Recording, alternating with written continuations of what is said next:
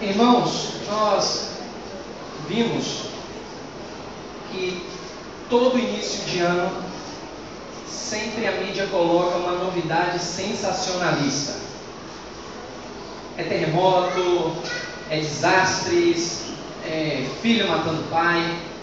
Foi essa greve agora da polícia que gerou tantos transtornos, principalmente aqui na nossa cidade. Mas tudo isso nada mais é do que um reflexo da própria família, como a família tem vivido nos dias atuais, que a Bíblia chama de últimos dias. Para esse ano, Deus tocou no meu coração. Nós vamos trabalhar com 2 pilares na Igreja do Senhor Jesus. Nós vamos nos centrar no fortalecimento familiar e também vamos enfatizar a necessidade de se evangelizar. Se você tem uma família forte do Senhor, você estará pronto para anunciar aquilo que Deus tem feito na sua família para aqueles que ainda não conhecem a Jesus. Então, para esse ano, se Jesus não voltar e não nos levar dentro da vontade dele, nós vamos nos centrar nesses 2 pilares: fortalecimento familiar e evangelismo. Tudo isso, irmãos, porque você pode acompanhar na mídia e talvez o seu coração bateu e ficou meio apreensivo. Como é que pode a pessoa com tanta frieza matar o seu próximo? Talvez ele não saiba o significado de próximo para ele. O que dizer daquele jovem que matou os próprios pais? Então percebam como a família ela está completamente desestruturada. E notem que eu estou falando de famílias que não têm ao Senhor. Mas como alcançar essas famílias? Sendo que a própria família do Senhor precisa de uma reestruturação. Então percebam a importância desse assunto e os irmãos estejam orando, porque ao longo desse ano nós vamos focar muito nisso. Reestruturação familiar, fortalecimento familiar na palavra e evangelismo. Até porque a palavra do Senhor, ela não nos deixa a opção. Ela requer de cada um de nós. Não é função do pastor apenas, mas é função de cada membro do corpo de Cristo evangelizar. Mas para isso tem que ter uma família muito bem estruturada. Eu quero convidar você a abrir a sua Bíblia na 3ª carta de João, versículo 4. 3ª João, versículo 4.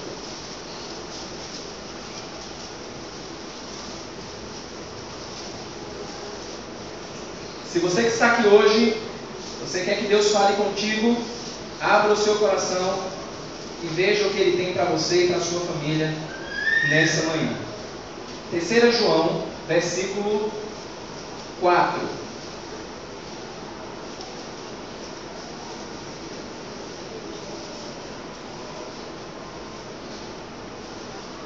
Percebam que quando João escreveu essa carta, nesse versículo precisamente, olha só a alegria que ele demonstra. Não tenho maior alegria do que esta, a de ouvir que meus filhos andam.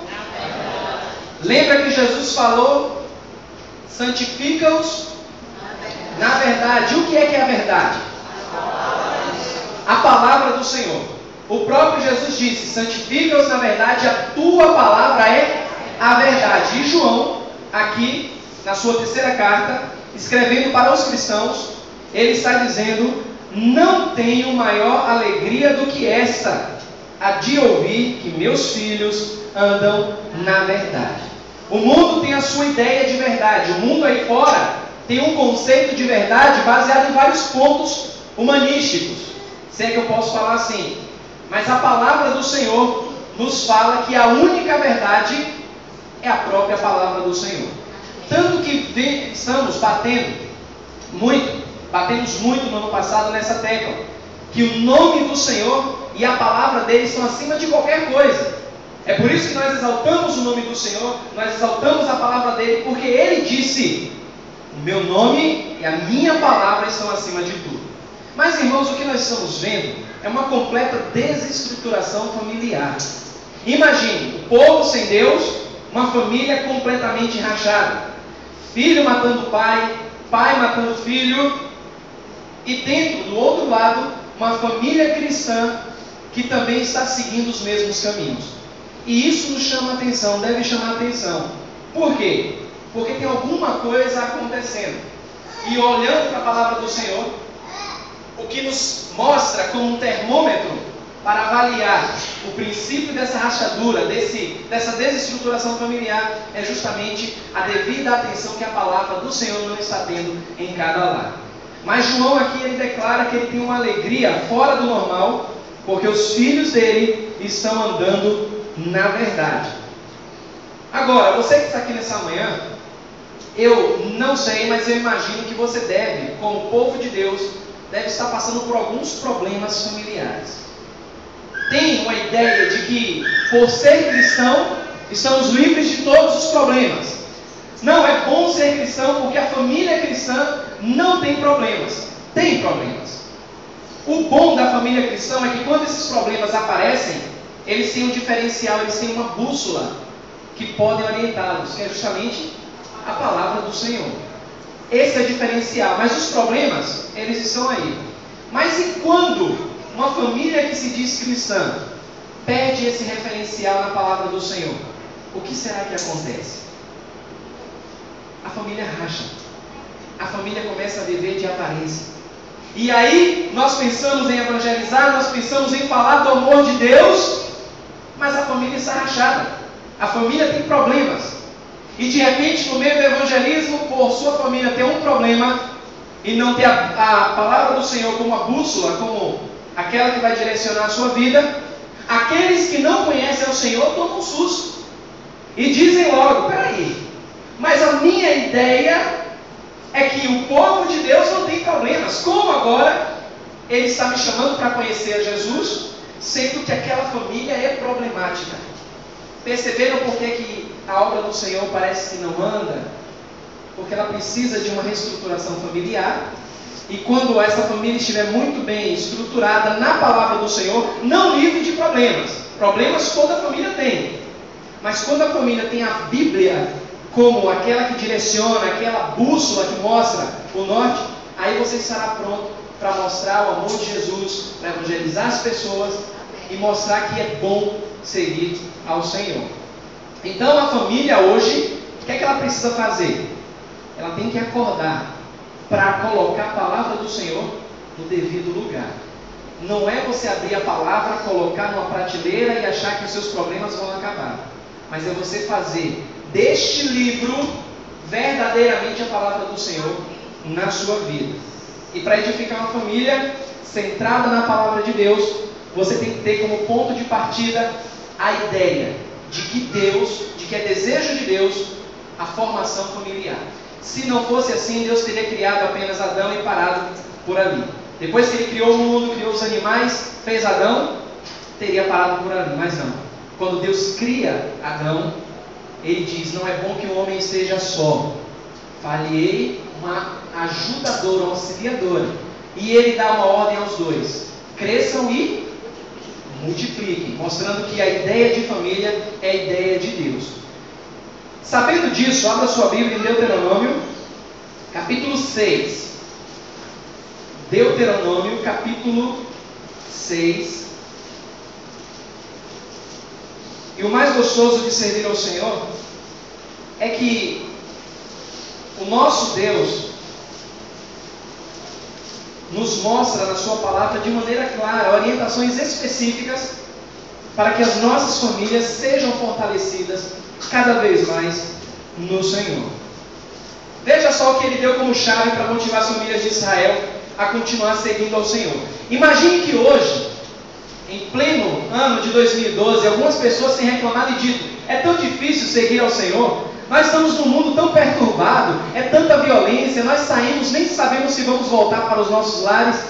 Imagine naquele tempo, irmãos, onde a perseguição era acentuada, onde as pessoas eram maltratadas.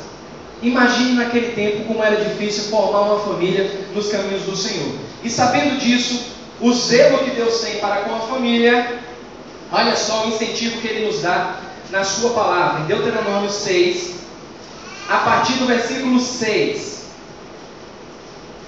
Vamos ler a partir do 4. Ele faz essa declaração: Deuteronômio 6, a partir do versículo 4. Ouve, Israel, o Senhor nosso Deus é o único Senhor. Amarás, pois, o Senhor teu Deus de todo o teu coração, de toda a tua alma e de toda a tua força. Estas palavras que hoje te ordeno estarão no teu coração. Tu as inculcarás a teus filhos, e delas falarás assentado em tua casa, e andando pelo caminho, e ao deitar-te e ao levantar-te. Versículo 8. Também as atarás como um sinal na tua mão, e te serão por frontal entre os teus olhos. Percebam o chamado do Senhor para o seu povo, o chamado de Deus para os pais, o chamado de Deus para os filhos se fortalecerem nos seus caminhos. Deus está dizendo: ouve, meu povo, escuta isso que eu estou dizendo, guarda essas palavras. Que palavras são essas? Amar ao Senhor, não de qualquer forma, mas de todo o teu coração, de toda a tua alma e de toda a tua força. Mas a família de Deus passa por um processo difícil.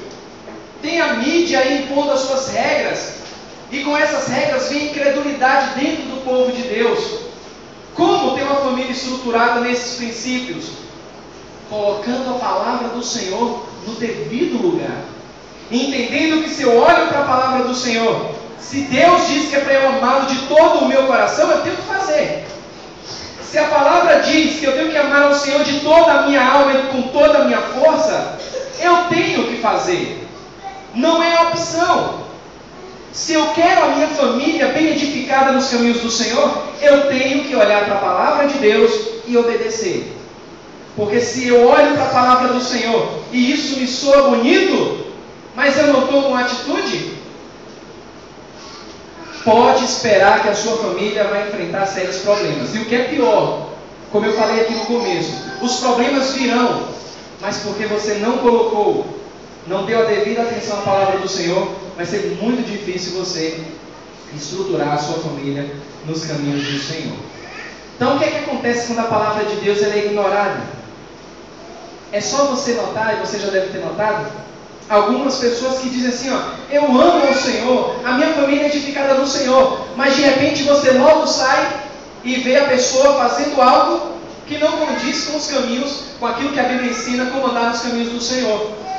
De repente você vai ligar o seu aparelho de TV e você vai ver, por curiosidade, como muitos fazem, e não tem nenhum pecado nisso, você vai ver o que está acontecendo no carnaval. E de repente, como o diabo ele é acusador, ele mira uma câmera em alguém que se diz ser cristão. E de repente você toma aquele susto. Não, mas aí a gente não deve julgar. Quem sabe aquela pessoa não está ali evangelizando a pessoa no carnaval. E pode acontecer. Mas muito cuidado, irmãos. Se a Bíblia diz que eu devo amar o Senhor de todo o meu coração, de toda a minha alma, com toda a minha força, os desejos, os meus desejos, os nossos desejos, o desejo familiar vai ser de agradar ao Senhor e não querer dar um jeitinho para burlar isso que a Bíblia ensina. Então é muito perigoso quando se negligencia a palavra do Senhor. Agora, o que é uma família cheia da palavra de Deus? O que é uma família firmada na palavra, nos caminhos do Senhor? É um grupo de indivíduos, começando pelo pai e pela mãe, que atenta de maneira racional para a palavra do Senhor. E aí, nessa atenção racional que Deus deu a você como pai, a você como mãe, na palavra do Senhor, você orientar os seus filhos. Porque você entendeu aquilo que Deus falou contigo. Por exemplo, se você pegar esses versículos lidos aqui, e você der para uma criança de 4, 5 anos, peça para ela interpretar. Você vai tomar um susto. Algumas, bem desenvolvidas, vão interpretar, vão dar um show. Mas na sua grande maioria, não vão entender o que é que a Bíblia está falando. Por isso que Deus fala primeiro com os pais. Você tem capacidade, você tem inteligência, você ouviu a voz do Senhor, você tomou para si aquilo que Deus falou contigo. E agora você vai inculcar na cabeça dos teus filhos. Tanto que a palavra ela é direcionada primeiramente aos pais. E isso você nota a partir do versículo 7. Versículos 6 e 7. Essas palavras que hoje te ordeno estarão no teu coração. No coração de quem? Dos pais. Porque no versículo 7 ele diz: vocês, pais, inculcarás a teus filhos, e delas falarás, assentado em tua casa, e andando pelo caminho, e ao deitar-te, e ao levantar-te. Mas hoje, é raro isso. Um pai falar para o seu filho, uma mãe falar para o seu filho a respeito da palavra do Senhor. Primeiro, porque ele ou ela não colocou a palavra no seu devido lugar. Aí vem a dificuldade. Ah, mas eu li, não consigo entender. Como eu vou passar para o meu filho? É por isso que quando nós estamos na casa do Senhor adorando, você já vem com o seu coração preparado para ouvir a voz do Senhor. Porque Deus quer falar contigo, Deus quer te orientar. Todos os dias Deus está falando com você, dentro da igreja, fora da igreja. É um irmão que vem contar um testemunho, é alguém que conta algo a respeito da sua vida. Todos os dias Deus está falando. Mas como está o seu coração para ouvir a voz do Senhor? Porque se o seu coração, você que é pai e mãe, o seu coração não estiver aberto para a voz do Senhor, você não vai ter como ensinar os seus filhos. E sabe o que vai acontecer? Filhos se revoltando com os pais, porque os pais não conseguem ouvir a voz do Senhor, dão mais importância ao que a mídia fala, e aí não ouvem a palavra do Senhor. Vocês já viram aí, já foi votado, o pai não pode mais bater no filho. Você já viu aí que o Congresso aprovou, não foi? Já saiu. Você que não ouviu ainda, saiba que já foi aprovado no Congresso Federal que você não pode mais bater no seu filho. Foi uma pessoa expert nessa área de educação de filhos na rádio dizer que é uma excelente lei, porque é muito bom, porque os pais abusam do poder e batem no filho, e bater nunca resolveu nada, e essa pessoa diz que nunca apanhou, e que hoje ela é porque ela nunca apanhou. Só que aí eu fiquei assim, eu orei ao Senhor, eu pedi sabedoria ao Senhor, porque nesse momento o sangue começa a ferver, e algumas pessoas começaram a ligar para a rádio, onde essa pessoa estava dando entrevista, e todas, eu não ouvi uma, na rádio foi na quinta-feira, não ouvi uma que dissesse assim, ó, eu nunca apanhei e sou o que sou hoje. Todas disseram, essa lei é controversa, eu agradeço aos meus pais por ter apanhado.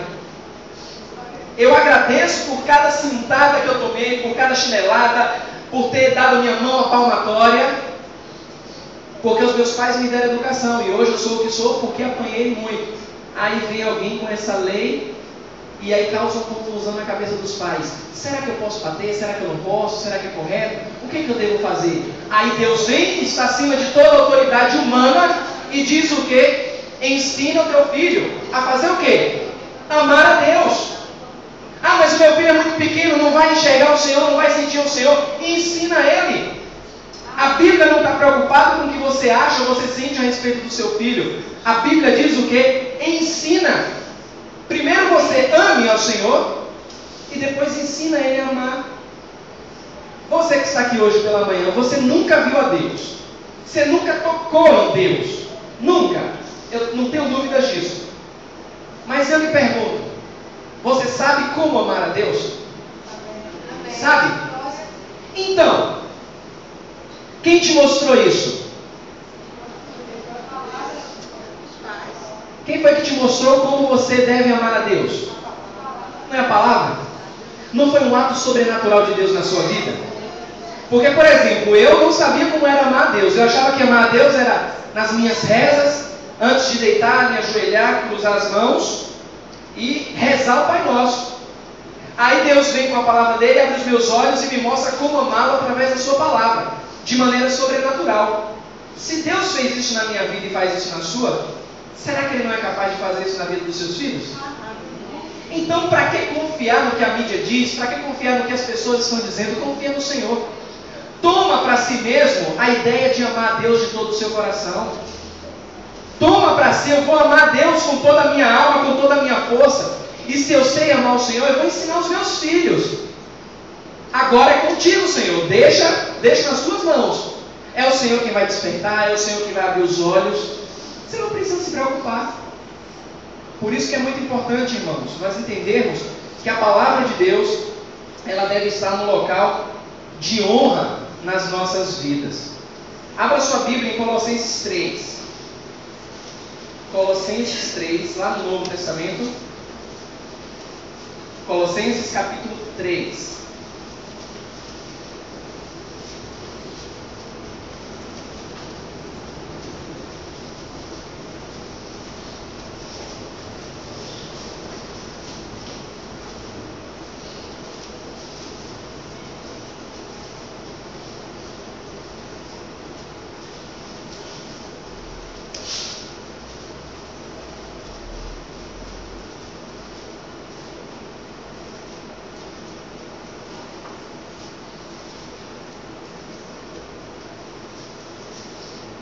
Colossenses 3, versículo 16. Todos têm? Amém. Diz assim a palavra do Senhor: habite, de que forma? Ricamente, abundantemente em vós o quê? A palavra de Cristo. Instruí-vos e aconselhai-vos mutuamente em toda a sabedoria, louvando a Deus com salmos e hinos e cânticos espirituais, com gratidão em vossos corações. Então, habite ricamente em vós a palavra de Cristo. Somente essa sentença aqui, essa parte A do versículo, já nos traz uma riqueza tremenda, irmãos. Olhe como isso é rico. A ideia de habitar. O que significa isso? Permita. Hoje você é salvo pela graça do Senhor, você é salvo, então o seu coração está preparado para que a palavra de Deus tenha livre acesso. Essa ideia de livre-arbítrio, o homem que não conhece a Deus, ele não tem livre-arbítrio, ele tem liberdade para pecar. Mas quando Deus abriu seus olhos, Deus te deu a liberdade para crescer nele. E aí o que é que você faz? Você tem a opção de dizer, eu quero crescer até aqui, ou eu não quero crescer. Mas Deus abriu seus olhos. Então quando a Bíblia diz que a palavra do Senhor habita, deve habitar em você, é você que deve dar agora o passo como cristão para que a palavra do Senhor crie raiz no seu coração. Amém. Se você passa por lutas e dificuldades e muitas vezes não consegue entender por que isso, é porque talvez você está abrindo a porta do seu coração, está ouvindo a palavra, mas ela não está criando raiz, ela não está habitando, ela está passando direto. Ela entra, no momento você se alegra e depois ela sai. Ela não habita. Você se anima com o culto, se anima com os louvores, mas a Bíblia está dizendo que a palavra deve fazer o quê? Habitar. Deve morar de maneira rica em você, para que sua família seja fortalecida. Agora, quando ele diz que a palavra de Cristo, isso não significa necessariamente como algumas pessoas pensam. Eu tenho que ficar enfurnado na palavra, é só Deus só fala através da palavra comigo. Não. Deus fala de várias maneiras. Deus usa um irmão, Deus usa uma irmã para falar com você. Deus usa até um incrédulo para falar com você. Você não acredita nisso?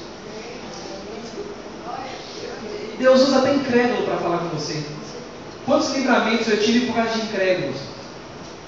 Que de repente eu começo poxa, essa pessoa falou isso, mas ela não é nem de Deus, e de repente falou isso, para eu não ir para tal lugar, não entrar em tal ônibus. Eu vou considerar isso. Deus está falando, e lá na frente é o livramento que Deus dá. A palavra de Cristo significa que Ele pode usar todos os meios, porque tudo foi feito por Ele, por meio dEle, para nos abençoar. Então essa palavra do Senhor deve habitar nas nossas vidas. Palavra de que o irmão dá, a própria palavra, falando conosco. Agora, irmãos, essa ideia de habitar de maneira plena, de maneira abundante, significa que a palavra do Senhor, em todo momento, deve transbordar nas nossas vidas. Porque isso faz com que os nossos corações sejam purificados dia após dia. Eu não sei se eu já contei aqui, várias ilustrações eu tenho dado, mas certo garoto falou assim, pai, eu queria saber como é que a Bíblia diz que nós somos lavados pela palavra. Que a palavra nos lava. Como é que funciona isso? Aí o pai sabiamente fez assim, meu filho, tome aqui esses 2 cestos. Você vai correndo naquele rio, vai encher de água e vai trazer para o papai. Papai precisa lavar algumas coisas aqui em casa e não tem água. Aí ele disse, mas pai, o que é que isso tem a ver com a pergunta que eu te fiz? Ele simplesmente faça isso. Aí o menino olhou o cesto, ficou preocupado porque o cesto estava muito sujo.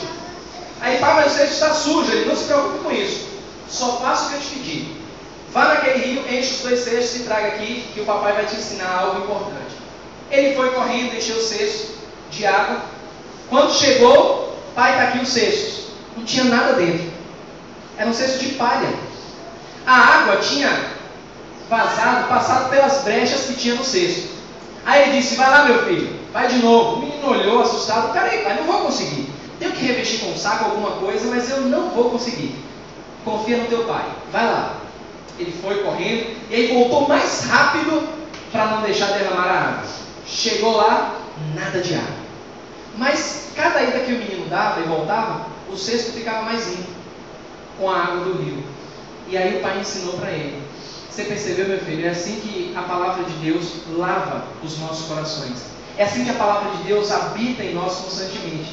Como? Você ouve a palavra de Deus dia após dia. Você vai se sujar ao longo da sua caminhada.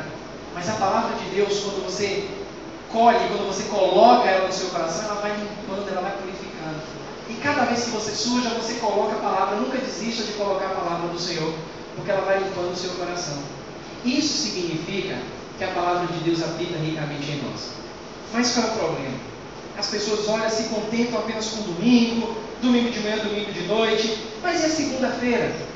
Quando a palavra diz, habite ricamente a palavra em tua vida. E as terças-feiras, e as quartas? Todos os dias nós temos um cesto chamado coração, que precisa dessa água, desse rio, que é a palavra do Senhor, para habitar ricamente em nós, para limpar as nossas vidas, limpar os nossos corações. Então, quando nós permitimos, quando nós dizemos para Deus e convidamos que a palavra dele habite nos nossos corações, ele vai cada vez mais purificando, ele vai cada vez mais abrindo as nossas mentes, e ele vai nos dar sabedoria para educar os nossos filhos nos caminhos do Senhor. Talvez você diga assim, mas eu não tenho filho, eu ainda não tenho família, ainda estou para formar uma família. Ótimo, desde já você tem o privilégio de fundar a sua palavra, a sua vida, na palavra do Senhor. Você que é jovem, que pensa em casar, é uma oportunidade que você tem para não cometer os erros que muitas vezes nós, como pais, sábios que somos, cometemos.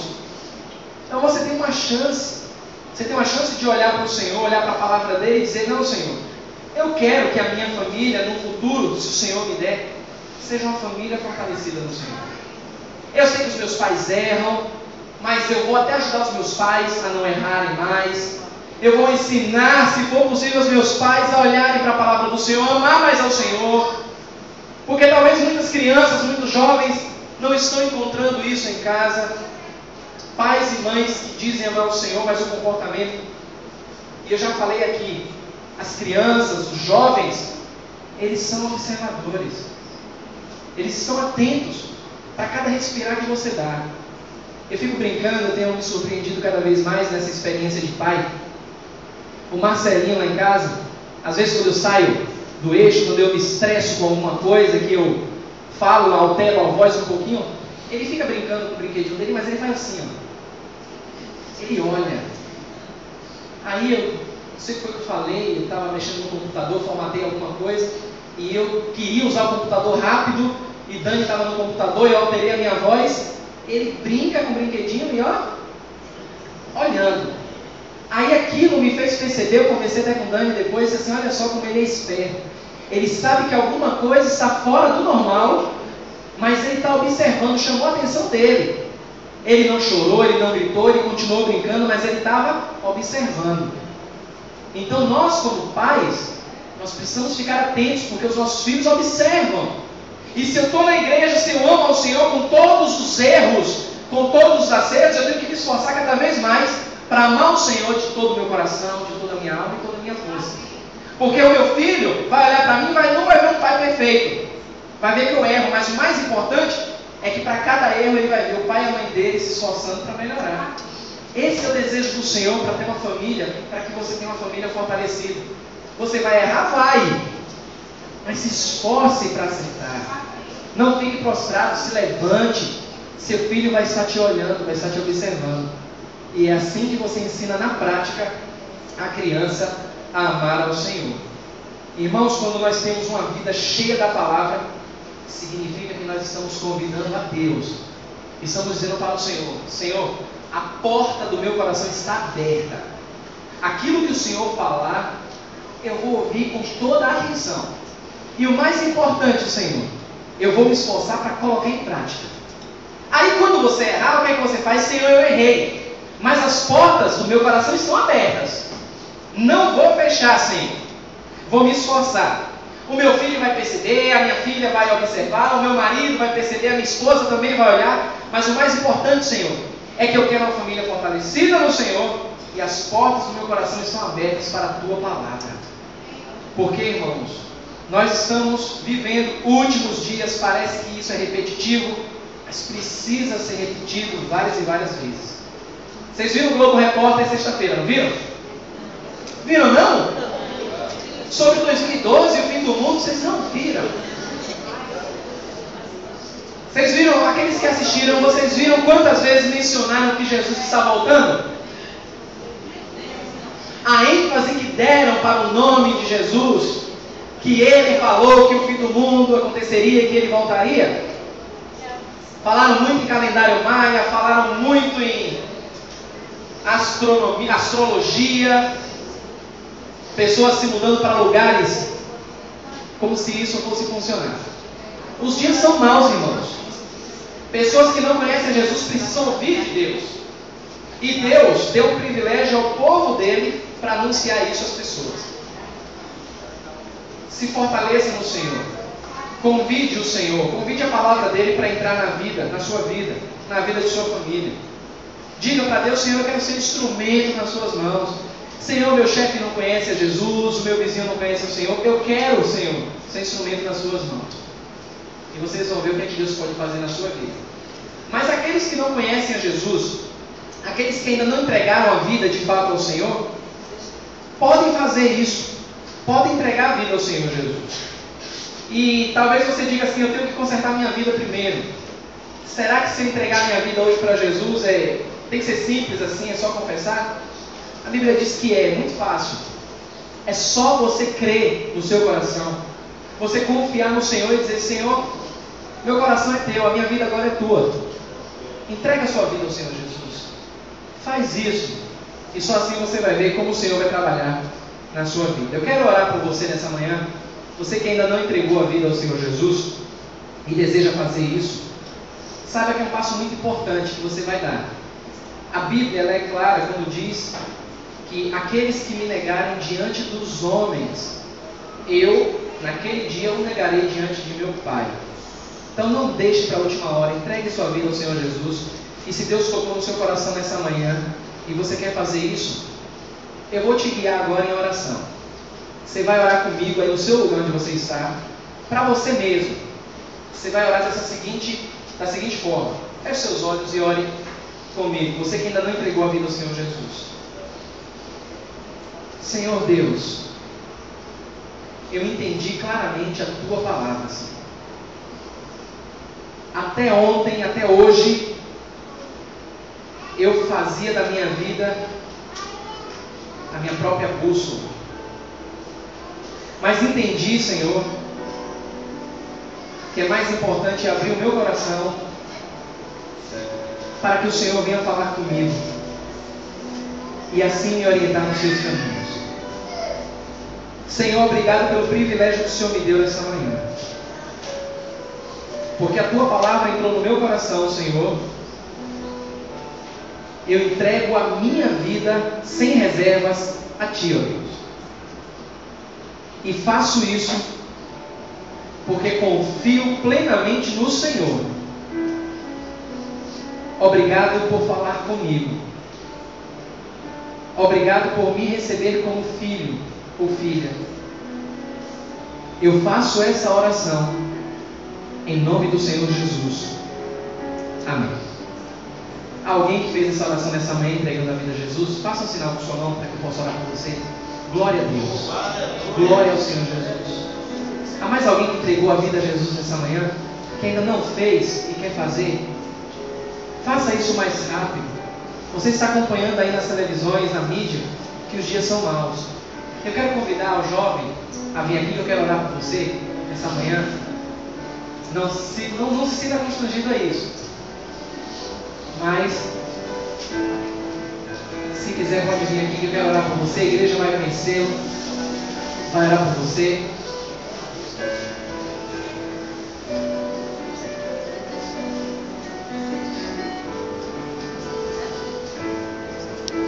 É um passo muito importante a entrega da vida a Jesus.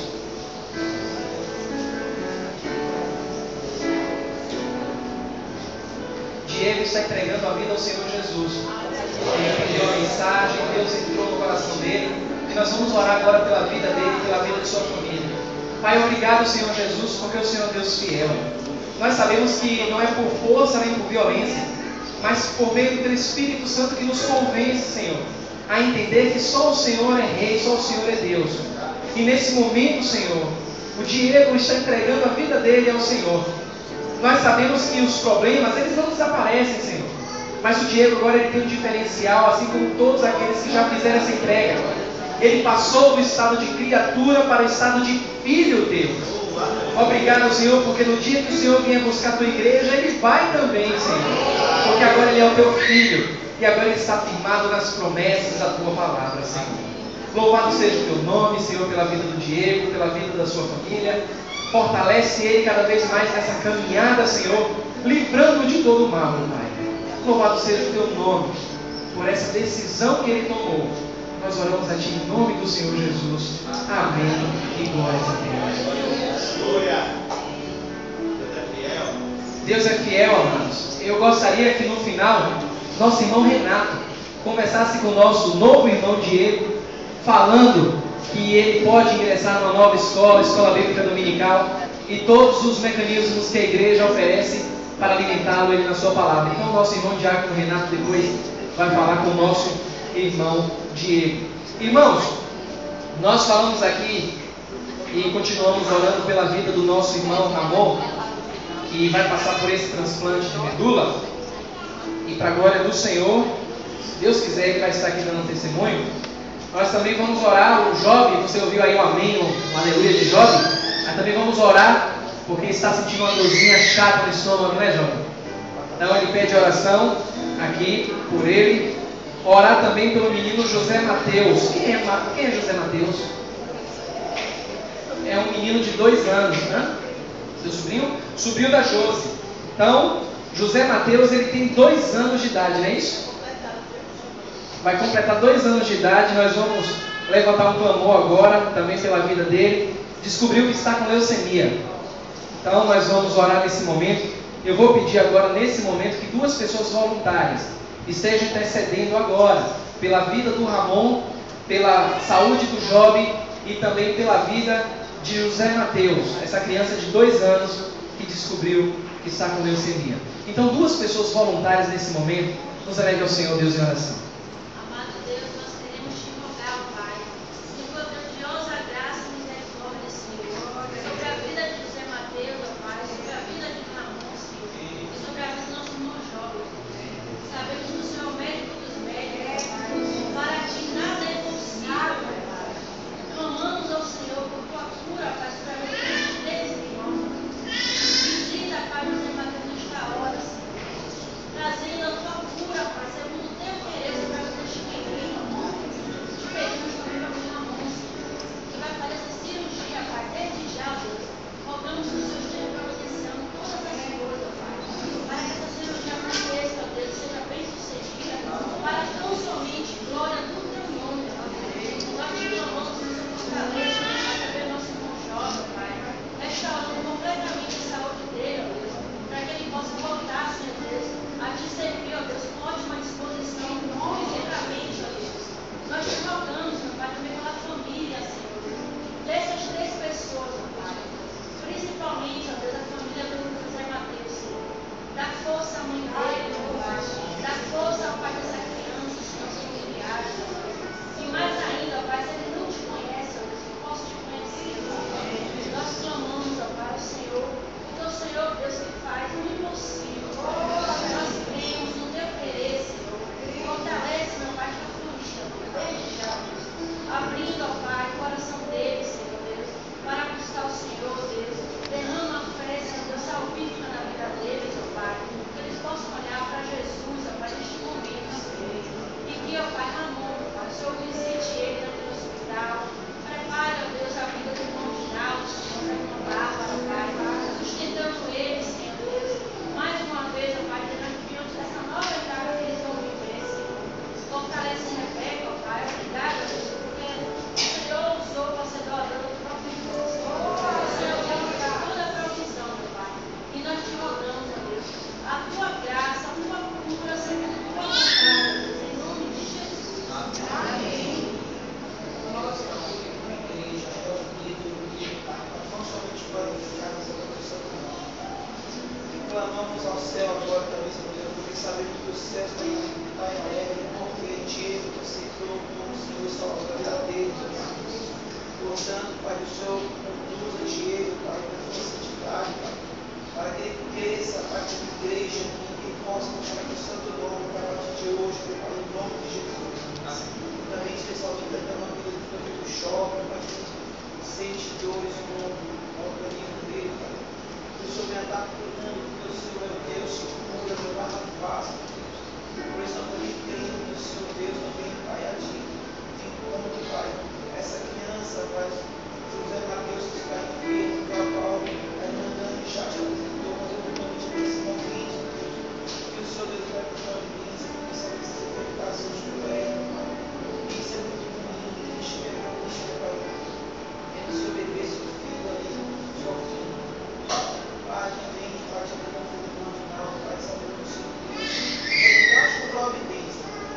Bem sabemos que a irmã dele é compatível, Pai, para que a pessoa venha fazer, como o pastor falou aqui na fogo do nome dele, no centro, Pai, eu já creio com a sua providência, que o Senhor já providenciou todas as coisas, mesmo a fazer esse transtorno, Pai, dizendo para a tua honra e tua glória, e aguardando o belíssimo testemunho para edificar nossas vidas através dessa cura, Pai. É que oramos agradecidos, Pai, ao céu. Aqui a tua igreja, formando, Pai, como vida, em nome de Jesus.